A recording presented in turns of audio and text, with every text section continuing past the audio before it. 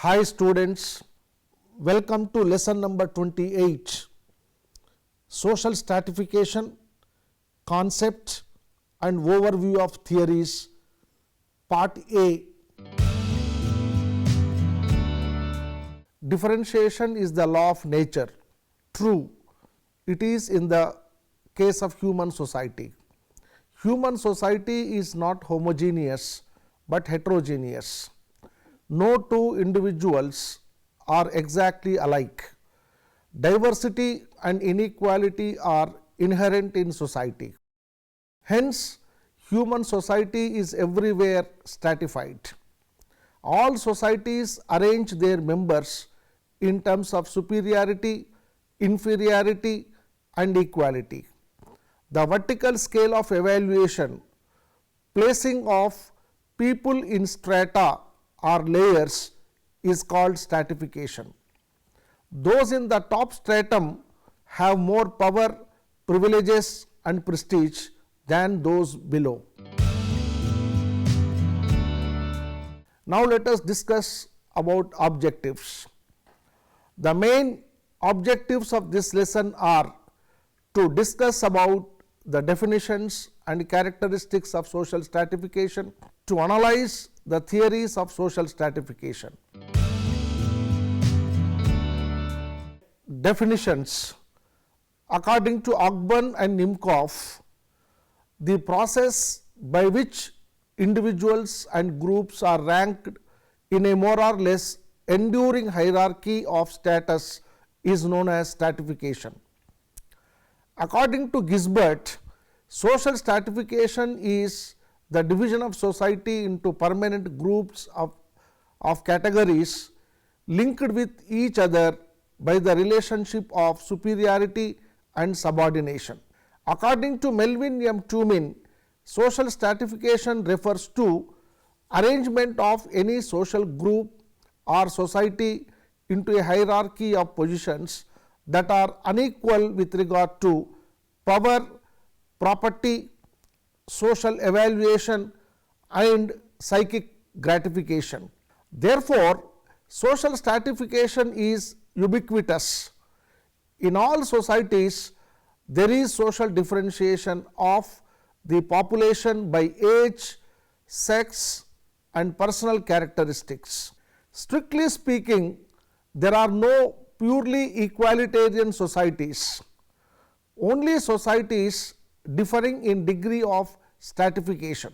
P.A. Sorokin wrote in his Social Mobility that unstratified society with real equality of its members is a myth which has never been realized in the history of mankind.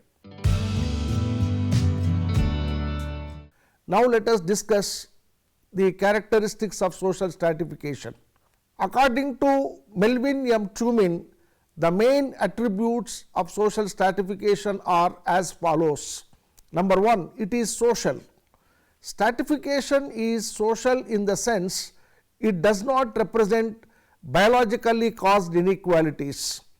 It is true that such factors as strength, intelligence, age and sex can often serve as the basis on which statuses or strata are distinguished, but such differences by themselves are not sufficient to explain why some statuses receive more power, property and prestige than others. Biological traits do not determine social superiority and inferiority until they are socially recognized and given importance. For example, the manager of an industry attains a dominant position not by his physical strength nor by his age, but by having the socially defined traits. His education, training, skills, experience, personality, character, etc. are found to be more important than his biological equalities. Further, as Tumin has pointed out, the stratification system is number 1, governed by social norms and sanctions. Number 2 is likely to be unstable because it may be disturbed by different factors. And number 3 is intimately connected with the other systems of society such as the political, family, religious, economic, educational and other institutions. Number 2, it is ancient. The stratification system is quite old. According to historical and archaeological records, stratification was present even in the small wandering bands. Ever since the time of Plato and Kautilya, social philosophers have been deeply concerned with economic, social and political inequalities. It is universal. The stratification system is a worldwide phenomenon.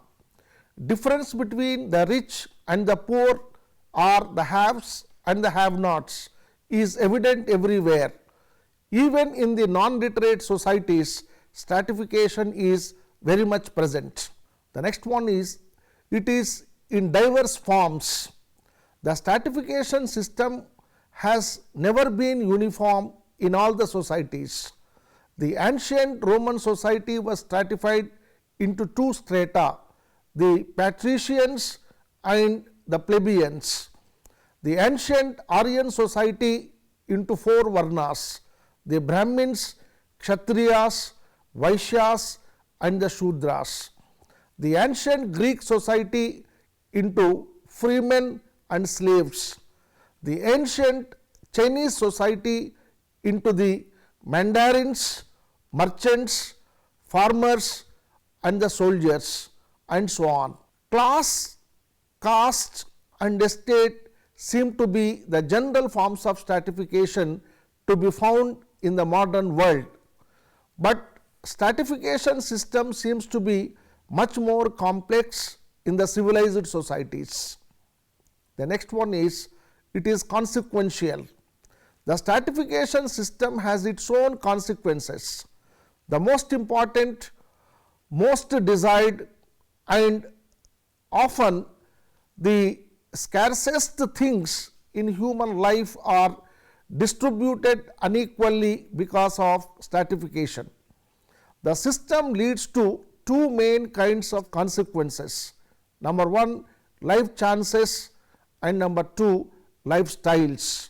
Life chances refer to such things as infant mortality, longevity, physical and material illness, childlessness, marital conflict, separation and divorce.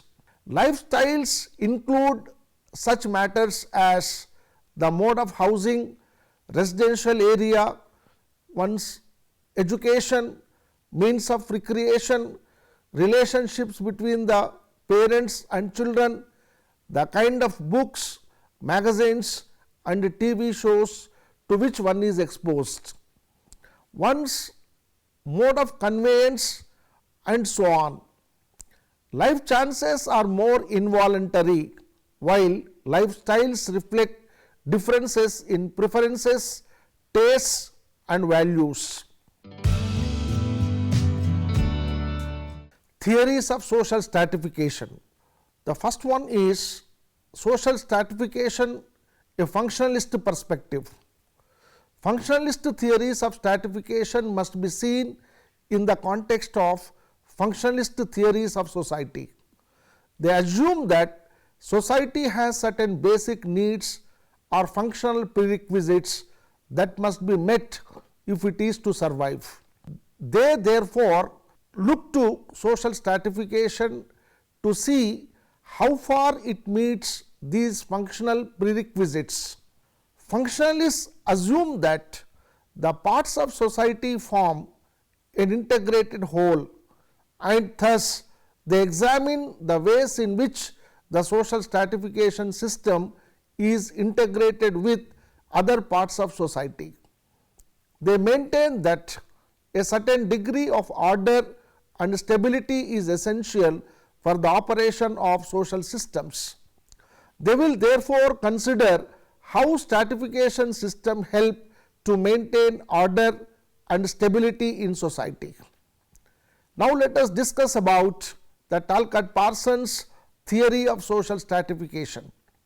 𝗪𝗏𝗪 believed that order, stability and cooperation in society are based on value consensus. That means a general agreement by members of society concerning what is good and worthwhile. Parsons argued that stratification systems derived from common values.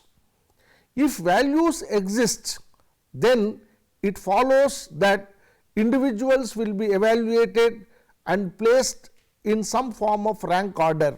In Parsons' words, stratification in its valuational aspect then is the ranking of units in a social system in accordance with the common value system.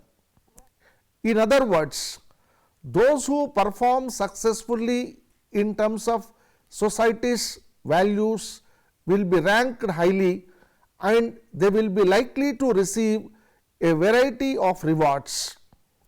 At a minimum, they will be accorded high prestige because they exemplify and personify common values. For example, if a society places a high value on bravery and generosity, as was the case of the Sioux Indians in North America, those who excel in terms of these qualities will receive a high rank in the stratification system. Because different societies have different value systems, the ways of attaining a high position will vary from society to society. Parsons argued that American society values individual achievement, efficiency and puts primary emphasis on productive activity within the economy. Thus, successful business executives who have achieved their position through their own initiative, ability and ambition and run efficient and productive business will receive high rewards.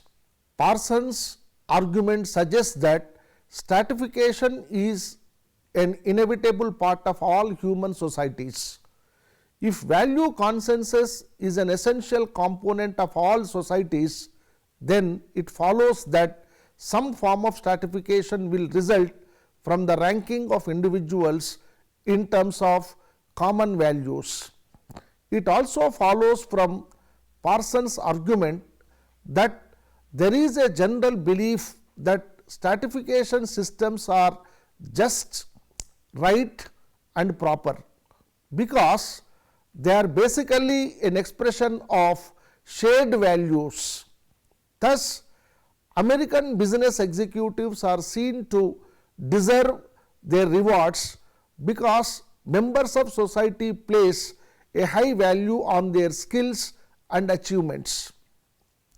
This is not to say there is no conflict between the haves and have-nots, the highly rewarded and those with little reward.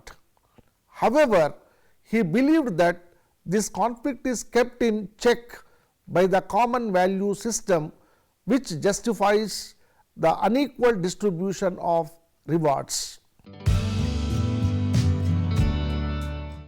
Now then, organization and planning. Functionalists tend to see the relationship between social groups in society as one of cooperation and interdependence. In complex industrial societies, different groups specialize in particular activities. As no one group is self-sufficient, it alone cannot meet the needs of its members. It must therefore exchange goods and services with other groups. And so, the relationship between social groups is one of reciprocity, that means mutual give and take, in societies with a highly specialized division of labor, such as industrial societies, some members will specialize in organization and planning, while others will follow their directives. Parsons argued that this inevitably leads to inequality in terms of power and prestige. Thus, those with the power to organize and coordinate the activities of others will have a higher social status than those they direct. Then power. As with prestige differentials, Parsons argued that inequalities of power are based on shared values. Power is legitimate authority in what it is generally accepted as just and proper by members of society as a whole. It is accepted as such because those in positions of authority use their power to pursue collective goals which derive from society's central values. This use of power therefore serves the interests of society as a whole. Parsons saw social stratification as both inevitable and functional for a society. It is inevitable because it derives from shared values which are a necessary part of all social systems. It is functional because it serves to integrate various groups in society. Power and prestige differentials are essential for the coordination and integration of a specialized division of labor. Finally, inequalities of power and prestige benefit all members of society since they serve to further collective goals which are based on shared values. Now let us discuss about the Kingsley-Davis and Wilbert E. Moore's theory of stratification. Davis and Moore began with the observation that stratification exists in every known human society. They attempted to explain in functional terms the universal necessity which calls forth stratification in any social system. They argued that all social systems share certain functional prerequisites which must be met if the system is to survive and cooperate efficiently. One such functional prerequisite is effective role allocation and performance. This means that number 1, all roles must be filled. Number 2, they must be filled by those best able to perform them. Number 3, the necessary training for them must be undertaken. Number 4, the roles must be performed conscientiously.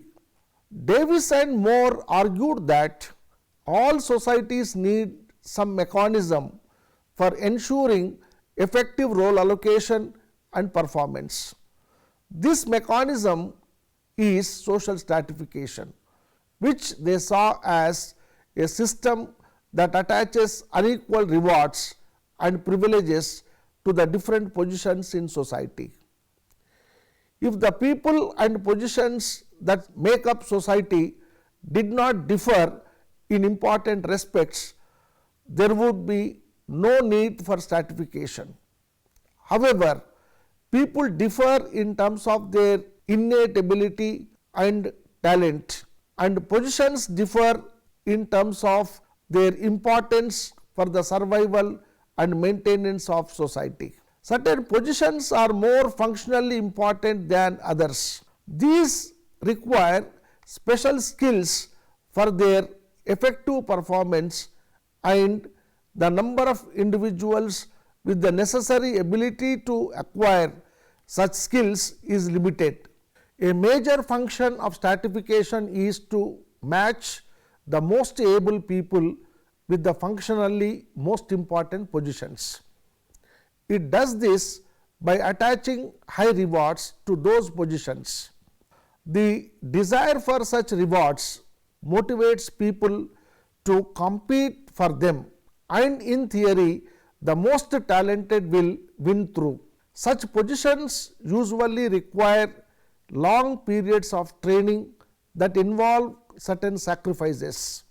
The promise of high rewards is necessary to provide an incentive to encourage people to undergo this training and to compensate them for the sacrifice involved. It is essential for the well-being of society that those who hold the functionally most important positions perform their roles diligently and conscientiously. The high rewards built into those positions provide the necessary inducement and generate the required motivation for such performance.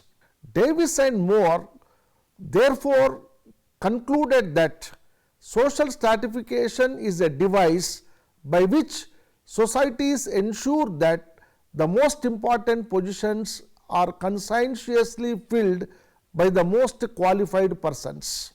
To summarize, Davis and Moore regarded social stratification as a functional necessity for all societies. They saw it as a solution to a problem faced by all social systems, that of placing and motivating individuals in the social structure.